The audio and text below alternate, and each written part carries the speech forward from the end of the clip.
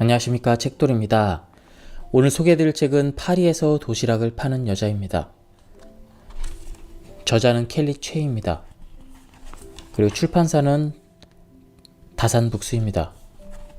저자 소개를 간단하게 하겠습니다. 켈리 최, 현재 유럽 11개국 1200여 개의 매장, 연매출 5,400억이라는 고속 성장을 이룬 글로벌 기업 켈리 델리의 창업자이자 회장, 누구나 부러워할 만한 성공한 사업가로 살아가고 있지만 첫 사업의 실패로 10억 원의 빚더미에 앉아 후배와 만난 자리에서 저 커피값은 누가 내는 거지? 라는 고민을 했을 만큼 힘겨운 나날을 보내기도 했다.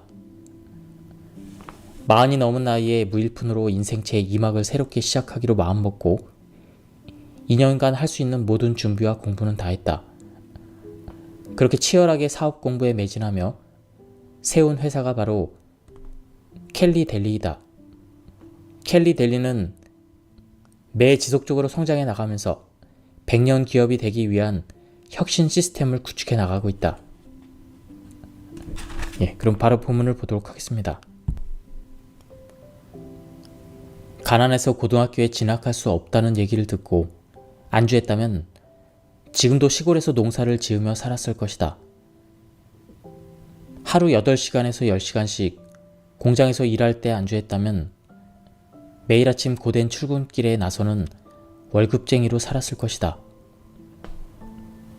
나쁜 삶은 아니지만 유럽 11개국에 약 5,400여 개의 일자리를 창출한 연매출 5천억 원의 글로벌 사업가, 2020년 썬데이 타임즈에서 선정한 영국의 345위 부자인 지금의 켈리 최는 없었을 것이다.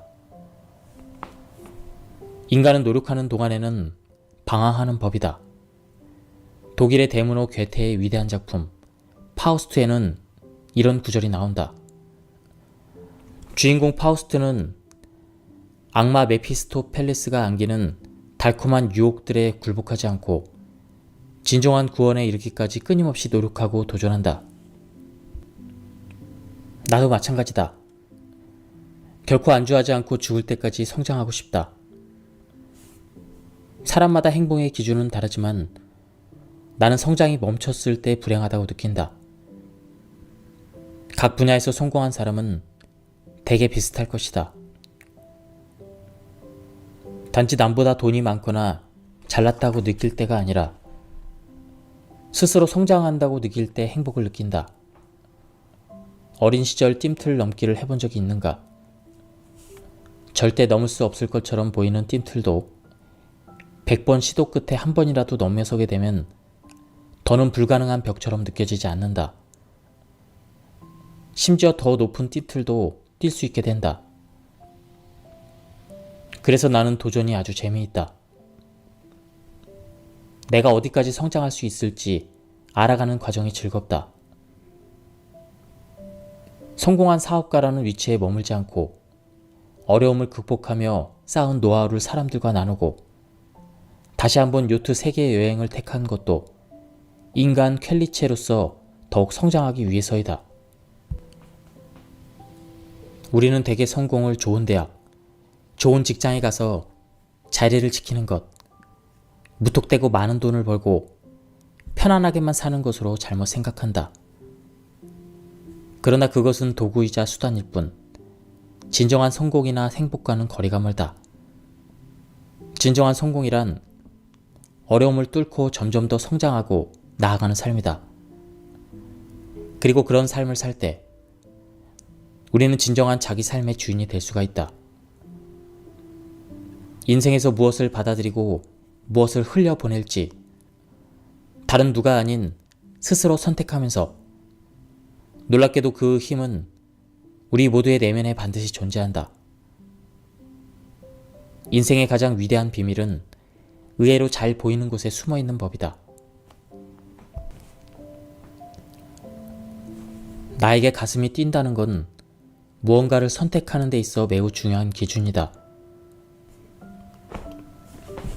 가슴이 뛴다는 것은 흥분되고 설렌다는 의미이고 이는 곧 행복의 다른 말이기도 하기 때문이다. 나는 4시간만 일한다라는 책에서 저자는 행복의 다른 말은 흥분이라고 주장한 바 있는데 이에 어느 정도 공감한다. 누구나 가슴이 뛰고 흥분되고 설레는 일을 할 때 행복을 느끼게 마련이다. 언젠가부터 창업자들 사이에서 실행력과 추진력이 사업가의 첫 번째 덕목인 것처럼 은연중에 퍼져나가는 것 같다. 하지만 명심해야 한다. 준비가 뒷받침되지 않은 상황에서 실행력과 추진력만 발휘하는 건 눈을 감고 시속 200km로 차량을 모는 것과 같다. 따라서 사업을 하면서 오랫동안 돈도 벌고 행복하고 싶다면 반드시 철저한 조사와 준비가 선행되어야 한다. 단, 책상에 앉아서 인터넷으로 검색하는 게 아니라 직접 발로 뛰고 눈으로 보면서 하는 그런 준비여야 된다는 점을 꼭 강조하고 싶다. 나는 행복해지기 위해서 사업을 하고 싶었다. 첫 번째 사업이 재미있긴 했어도 온전한 행복을 느끼지는 못했는데 이는 다음과 같은 3가지 이유 때문이었다. 첫째, 나의 능력으로 어찌 해볼 수 없는 환경의 영향을 너무 많이 받았다. 대기업의 부도와 해외 기업 인수 등은 내가 막을 수 없는 일이었다. 충분한 자금력과 해당 분야에 대해서 누구에게 뒤지지 않을 정도의 전문성이 있는 게 아니라면 경기에 영향을 크게 받는 업종을 택할 때 매우 신중해야 한다. 둘째, 끊임없이 돈을 빌려야 했다. 실패했을 때 빚으로 돌아온다는 것도 문제였지만 돈을 빌리는 행위 자체가 행복과는 거리가 멀고 갚기 전까지는 계속해서 마음의 짐으로 남는다. 그리고 빨리 벌어서 갚아야 한다는 마음에 조급해진다. 셋째, 내 사업이 아닌 친구의 사업이었다. 망하더라도 내가 하고 싶은 일을 신나게 해보고 망했더라면 적어도 후회는 덜하지 않았을까. 이런 생각이 2년간 나를 쫓아다녔다. 성공하든 실패하든 내 사업이어야 더 신나게, 더 열심히, 더 잘할 수 있을 것이다. 이 3번째가 아마도 내가 온전한 행복을 느끼지 못했던 가장 큰 이유였던 듯하다. 그리고 이 3가지 이유는 곧바로 3가지 사업 선정 기준으로 이어졌다. 첫 번째, 경기를 타지 않을 것. 두 번째, 돈이 많이 들지 않을 것. 세 번째, 내가 잘하고 좋아해서 재미있게 할 수 있는, 다시 말해 미쳐서 할 수 있는 일일 것. 명확한 기준에 따라 사업을 선택하면 성공 가능성이 높아질 뿐 아니라 흔들리며 사라진다. 내가 아닌 남들의 기준에 맞춰 사업을 선택한 사람들은 돈이 더 될 것 같거나 더 좋아 보이는 사업을 발견하면 쉽게 흔들린다. 아마 여건만 된다면 쉽게 갈아타려 할 것이다. 하지만 사업이란 수도꼭지를 돌리면 물이 쏟아져 나오는 것처럼 곧바로 성과가 나기 힘든 법이다. 오랫동안 철저히 준비하지 않는다면 장기적으로 살아남기 어렵다. 어떤 사업은 누가 더 잘 버티냐의 싸움이라고 말하기도 한다. 그만큼 인내심을 갖고 힘겨운 시간을 버텨내야 하기에 자신만의 명확한 기준을 세우고 그에 맞는 사업을 시작하는 게 중요하다. 경기를 적게 타는 사업. 주머니 사정이 좋지 않아도 사람들이 포기하지 않는 사업은 대개 인간의 기본적인 욕구를 충족시키거나 인력으로 어찌할 수 없는 일들과 관련이 있다. 내가 조사해본 결과 여기에는 장례업, 섹스산업, 요식업 등이 있었다. 경기가 안 좋아도 사람은 죽고 장례를 치른다. 마찬가지로 사람이 태어나는 것도 막을 수 없는데 이는 섹스 산업과도 관련이 있다. 전쟁 중에도 인간의 성욕은 사라지지 않는데 하물며 경기가 좀 좋지 않다고 본능이 없어지겠는가? 마지막으로 성욕 못지않은 인간의 기본 욕구인 식욕을 충족시키는 요식업도 경기의 영향을 덜 받는 편이었다. 이 중에 내가 할 수 있고 하고 싶은 것은 요식업뿐이었다. 여기서 내가 잘하고 재미있어하는 일일 것이라는 세 번째 기준이 필요했다. 내가 잘할 수 있는 것. 다시 말해 내가 강점을 가질 만한 아이템은 무엇일까? 먼저 프랑스에 살고 있는 한국인인 내가 강점을 가질 수 있는 분야는 아시아 요리라 생각했다. 고객들 입장에서도 유럽 음식은 유럽인이, 아시아 음식은 아시아인이 만들 때 신뢰를 더 느낄 것이다. 또한 내가 더 자주 접했고 잘 아는 쪽이 아시아 음식이기도 했다. 그 와중에도 사례 주사는 계속했는데 때마침 미국에서 무일푼으로 시작해 대형 슈퍼마켓 체인에 김밥과 초밥을 납품해 연 매출 수천억 원을 올린 김승호 회장의 김밥 파는 CEO를 잊게 되었다. 책을 덮고 이거다라는 생각이 들었다. 이미 그쪽 분야에 관심을 가지고 있던 터라 그때부터 김밥과 초밥 도시락을 대형마트에 판매하는 사업을 구상하기 시작했다. 그렇다면 이 사업이 내가 정한 사업의 세 가지 기준에 부합할까? 우선 요식업은 경기의 영향을 덜 받는다. 더구나 조사해볼수록 대형마트는 조금 과장하자면 경기의 영향을 전혀 안 받는 게 아닐까 싶을 정도로 경기를 타지 않았다. 다음 기준인 돈이 많이 들지 않을 것이라는 부분은 내가 하기 나름이었다. 게다가 무일푼으로 해낸 사람이 있다고 하니 나도 할 수 있을 것이라고 생각했다. 창업 전에 얼마나 철저히 준비하였는가는 후에 사업의 성패를 결정하는 중요한 변수가 되기도 한다. 하지만 여기서 꼭 짚고 넘어가야 하는 게 있다. 준비는 철저히 하되 그 시작은 미루지 말아야 한다는 것이다. 만약 하고 싶은 일이 생각만 해도 내 가슴을 뛰게 하고 설레게 한다면 더더욱 미뤄서는 안 된다.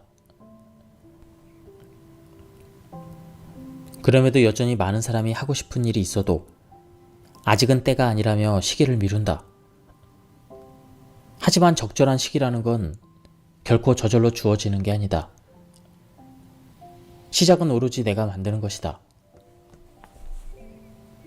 사업뿐만 아니라 인생에서 새로운 도전을 하고 싶다면 그것을 본격적으로 시도할 때보다 더 이전인 그것에 대해서 알아보고 공부하는 때부터가 시작 단계라고 생각해보자. 그러면 그 일이 그렇게 크고 멀게 느껴지지만은 않을 것이다.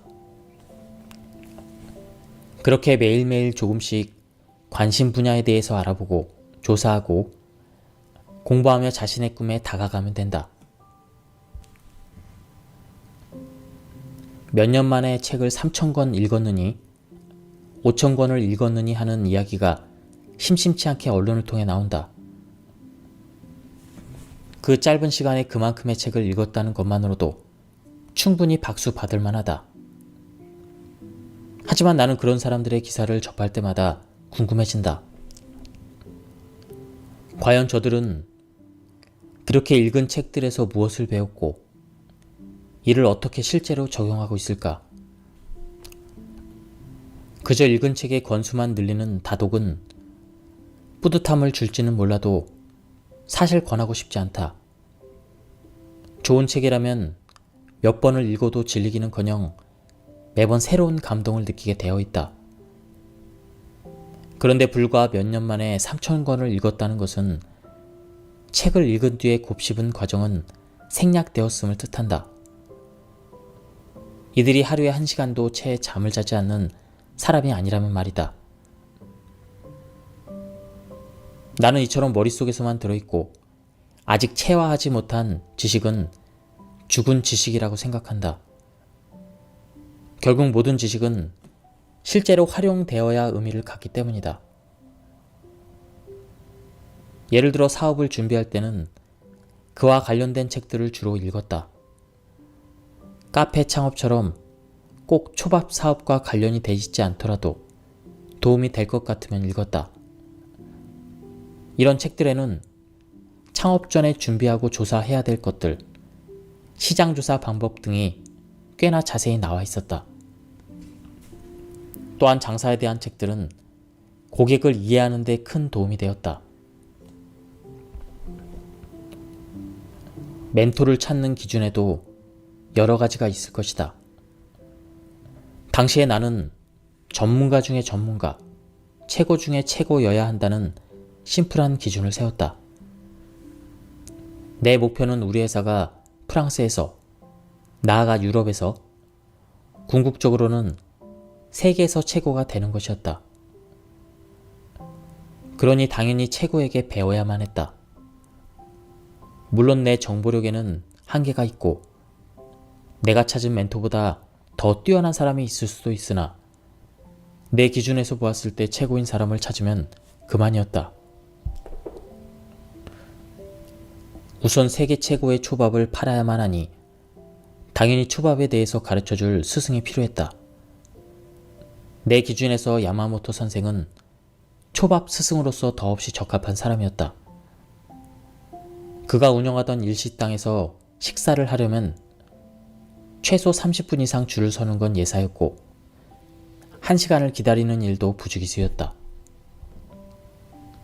나는 야마모토 선생의 식당으로 찾아가 줄을 섰다. 그를 처음 본 순간 이 사람과 함께 해야 한다는 직감이었다.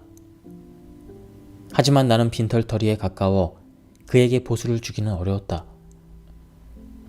그래서 잘나가는 식당을 운영하고 있을 뿐 아니라 최고의 초밥 장인이라는 명성과 명예를 갖고 있는 사람을 어떻게 설득해야 될지 막막했다.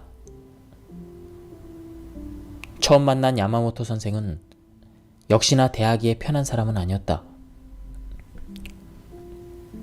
깍듯하게 예의를 지키기는 했으나 일본 장인 특유의 무뚝뚝한 얼굴로 시종일관 말도 별로 없었다.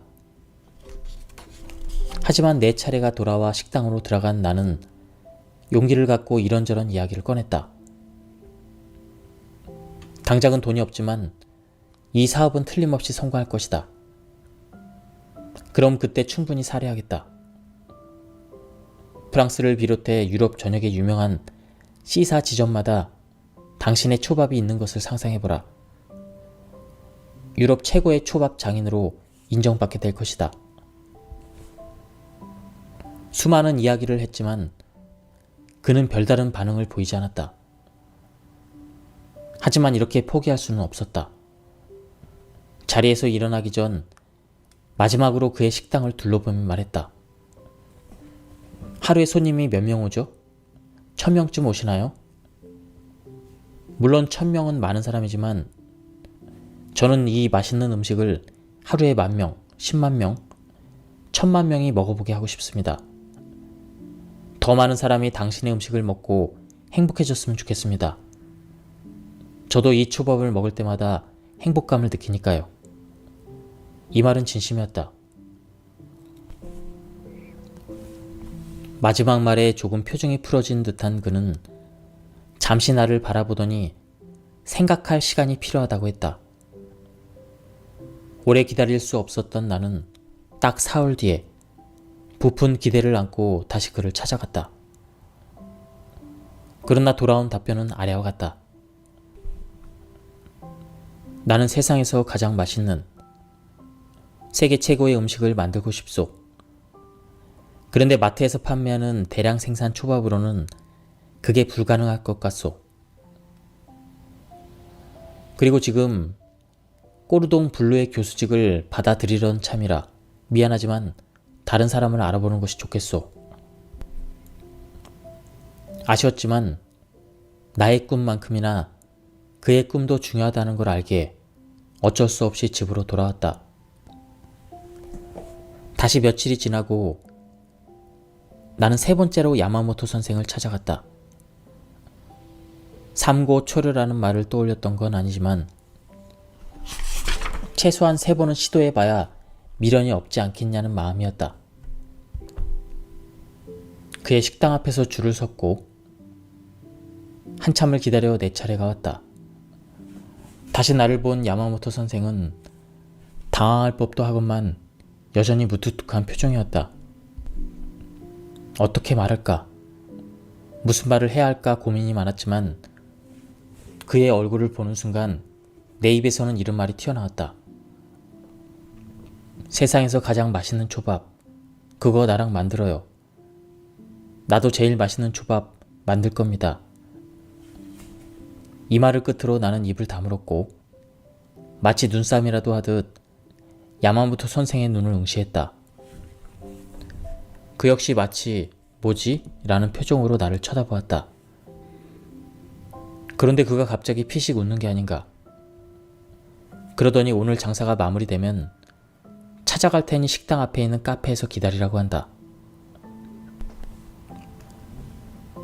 노천 카페에서 마시던 커피가 다 식어갈 무렵 그가 왔다. 다시 특유의 웃음기 없는 얼굴로 돌아간 그는 한 달쯤 후에 다른 사람에게 식당을 넘길 거라고 했다. 그는 식당을 넘기면 일본에서 몇 달간 휴가를 보내고 돌아올 예정이며 그때까지도 자신의 마음이 변함이 없다면 나를 도와주겠다고 했다. 순간 내 귀를 의심했다. 마치 벌써 사업이 성공하기라도 한 듯 기뻤다. 그 후에 야마모토 선생은 정말로 나와의 약속을 지켰다.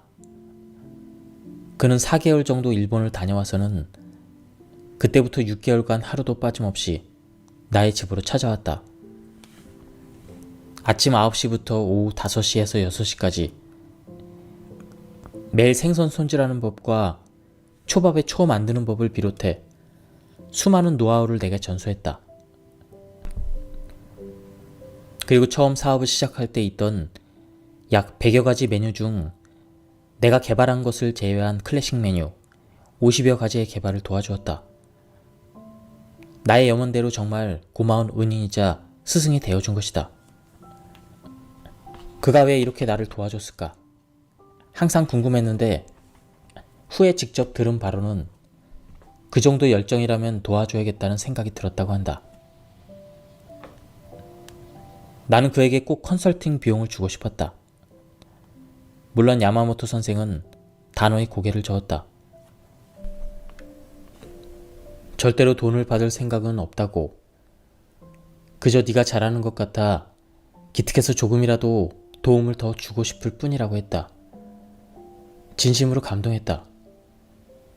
그리고 내 마음이 편치 않았기에 결국은 컨설팅 비용을 주고 있다.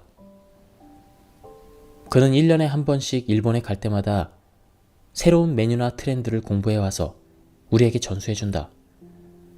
이 역시 대가를 바라지 않고 하는 것이지만 나로서는 최소한 그에 맞는 대가를 조금이라도 지불하고 싶었다. 현재 야마모토 선생은 새로운 메뉴 개발 외에도 최고의 재료를 선별하는 작업을 하고 있다. 일주일에 한두 번밖에 오지 않는다고 해서 그의 영향력을 낮게 봐서는 안 된다. 켈리 델리에서는 그가 마음에 들지 않는 그 어떤 재료도 쓸 수 없다. 요식업계 회사들은 규모가 커질수록 비용을 아끼려고 점점 질이 떨어지는 재료를 쓰는 경우가 많은데 우리는 이를 용납하지 않는다. 이것이 세상에서 가장 맛있는 초밥을 만들겠다는 우리의 철학과 야마모토 선생과의 약속을 지키는 길이기 때문이다. 그래서 켈리 델리는 여전히 어떻게 하면 세상에서 가장 맛있는 초밥을 만들 수 있을지를 고민할 뿐만 아니라 새로운 메뉴를 개발하는 데 매진하고 있다. 사업적으로 도움을 요청할 때 반드시 기억해야 되는 점이 있다. 그 사람이 추구하는 가치, 비전, 철학, 전략 등이 나와 회사가 추구하는 그것과 잘 맞아떨어져야만 한다. 아무리 좋은 사람이라 하더라도 이 부분에서 어긋난다면 만남이 계속 이어지기도 어렵고 사업적으로도 서로 긍정적인 영향을 주고받기 어렵기 때문이다. 따라서 누군가에게 도움을 청하기 전에 반드시 그 사람의 철학과 비전 등을 조사해야 한다. 만약 도움을 요청하고 싶은 사람이 지금 보기에 너무 멀고 높아 보인다 해도 지레 겁먹고 포기할 이유는 없다. 그런 사람들이라고 해서 꼭 당신의 등골이 휠 정도로 큰 돈을 요구하는 건 아니다. 그에게 당신과 당신 회사의 비전이나 발전 가능성, 그리고 성공에 대한 열정과 의지를 보여라. 모든 사람이 당신을 돕진 않겠지만 그렇게 시도를 해본다고 해서 손해볼 것은 없다. 단 0.1%라도 사업의 성공 가능성을 높여야 하는 마당에 거절이 두려워서 도움조차 청하지 않는다는 것은 처음부터 사업에 대한 의지가 부족하다는 사실만 증명하는 꼴이 된다. 정말 성공하고자 하는 의지가 있다면 거절을 두려워하지 말고 도움을 요청하고 또 요청하는 것이 성공 가능성을 조금이라도 높이는 방법이다. 그리고 만나고 싶은 사람이 있다면 기꺼이 주위에 이야기하라. 나처럼 뜻하지 않은 데서 그 사람과의 연골고리를 잡을 수도 있을 테니 말이다. 성공한 사람이 나락으로 떨어지기 시작할 때는 언제일까? 바로 초심을 잃기 시작할 때라고 할 수 있다. 초심이라는 건 생각보다 지키기 어려워서 매일매일 되새기지 않으면 어느 순간 다른 것들에 가려 보이지 않기 마련이다. 하지만 문제는 사업이 자리 잡고 나서부터이다. 어느 정도 자신감이 붙으면 이때부터 길이 나뉜다. 어떤 사람은 그럼에도 여전히 초심자의 태도를 유지하지만 어떤 사람은 조금씩 스스로를 과신하기 시작한다. 그렇다면 초심을 지킨다는 건 정확히 무엇을 지킨다는 걸까? 사업이 점차 커지고 확장될수록 당연히 사장의 역할은 세세하게 바뀌기 마련이다. 허나 마음가짐만은 바뀌지 말아야 한다. 특히 그 중에서도 열정과 겸손함만큼은 끝까지 지켜야 한다. 실제로 초심을 지키지 못해서 사업에 실패하는 경우도 많이 있다. 처음에는 누구나 잘 될 거라는 믿음과 자신감으로 시작하지만 사업이 어려움에 부딪히면 금방 초창기의 열정과 흥미를 잃어버리기도 한다. 반대로 돈을 많이 벌게 될 경우 직원들을 대하는 태도가 독선적으로 변하거나 모든 공이 자신의 것이라고 생각해서 직원들을 함부로 대하기도 한다. 사람이 떠나가는 순간 그 사업은 실패라는 결말을 맺을 수밖에 없다. 초심을 지켜야 하는 것의 일환으로서 나는 지금까지도 일관되게 항상 강조하는 것이 있다. 바로 검소함이다. 현재 켈리 델리에서는 검소함을 매우 강조한다. 여기서 말하는 검소함이란 무조건 아끼고 적게 써야 된다는 게 아니다. 비용은 되도록 아끼되 우리의 철학을 지켜야만 하는 경우, 그리고 투자가 필요한 경우에는 무조건 아끼기보다 합리적으로 쓸 수 있어야 한다. 기업을 경영할 때 검소함이 중요한 이유는 결국 망하지 않기 위해서이다. 아무리 매출을 올려봐야 비용을 관리하지 못하면 회사는 망한다. 실제로 많은 회사가 매출을 올리지 못해서가 아니라 비용을 아끼지 못해 망하는 것이 현실이다. 이때 사장과 리더의 솔선수범이 정말 중요하다. 직원들은 사장이나 경영자가 평소 보이는 모습을 그대로 따라하게 되어 있다. 사장인 내가 비용을 아낄 생각조차 하지 않는데 직원들이라고 비용을 아끼겠는가?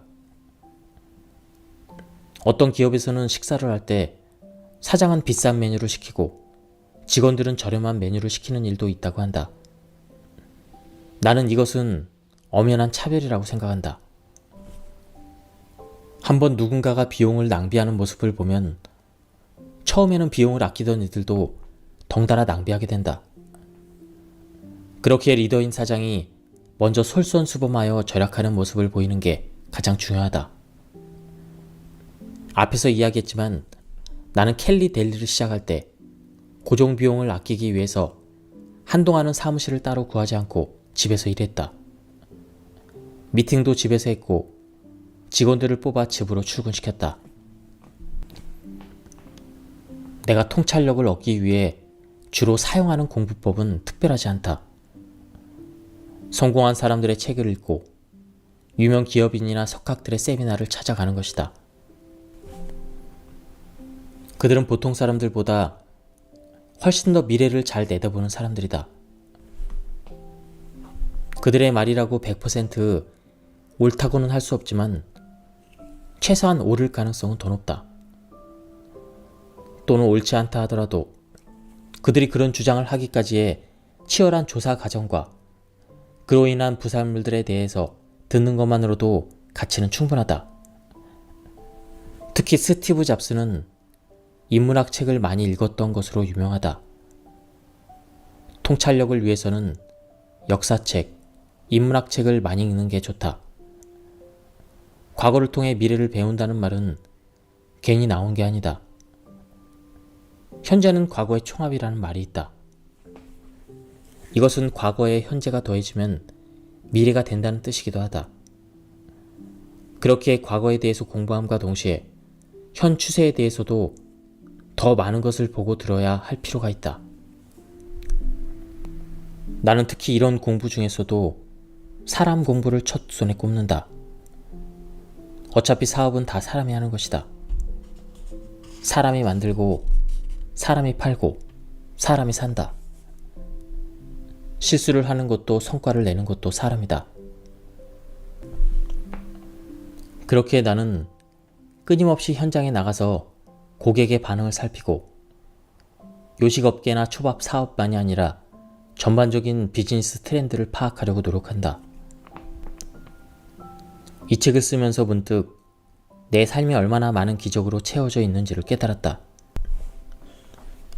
많은 사람들이 안 될 거라고 말하던 상황에서 켈리 델리를 창업해 지금의 위치까지 끌어올린 것도, 항상 꿈꾸던 이상형의 남자를 만나 결혼을 하고 세상에서 가장 사랑스러운 딸아이를 갖게 된 것도, 생각해보면 내 인생의 기적이 아닌 것이 없었다. 하지만 이 기적들 또한 내가 직접 찾기 위해서 열심히 움직이지 않았다면 그저 나를 스쳐 지나갔을 것이다. 즉, 기적은 행동하는 자에게 찾아오는 법이다. 그리고 이렇게 삶의 기적을 적극적으로 이뤄낸 사람은 그러지 못한 사람보다 훨씬 행복감을 많이 느낄 수밖에 없다. 꿈과 관련해서 내가 항상 강조하는 게 있다. 꿈을 생각만 하고 있으면 그건 머릿속에만 존재하게 된다. 하지만 꿈을 종이에 쓰고 거기에 이루고 싶은 날짜까지 적으면 그 순간 현실이 된다. 그리고 그것을 매일 볼 수 있도록 가까운 곳에 붙여 놓아야 한다. 실제로 지금까지 이렇게 종이에 적었던 꿈을 이루지 못한 적은 단 한 번도 없었다. 그리고 지금도 개인적인 꿈, 부모님을 위한 꿈, 남편을 위한 꿈, 딸을 위한 꿈, 회사를 위한 꿈, 친구들을 위한 꿈, 세상을 위한 꿈을 적어놓고 늘 가까운 곳에 두고 본다. 그리고 이 중에서 이룬 것이 있다면 그것을 지우고 거기에 새로운 꿈을 다시 써놓는다. 당신이 어디에 있건, 어떤 학교를 다녔건, 나이가 몇 살이건, 어떤 일을 하고 있건 간에 누구나 꿈을 꿀 권리가 있고 기적과 만날 자격이 있다. 기적은 결코 멀리 있지 않다. 이제는 당신만의 미라클 여정을 만들어가기를 기원한다. 예, 지금까지 이 책에 대한 리뷰를 모두 마쳤습니다. 이 책은 저자의 그 생생한 경험이 소설처럼 아주 생생하게 묘사되어 있는 부분이 많았습니다. 하지만 시간 관계상 그렇게 흥미진진한 부분이 많았음에도 불구하고 많이 생략이 되었습니다. 한번 구해서 읽어보실 것을 추천드립니다. 예, 여기서 리뷰를 마치도록 하겠습니다. 감사합니다.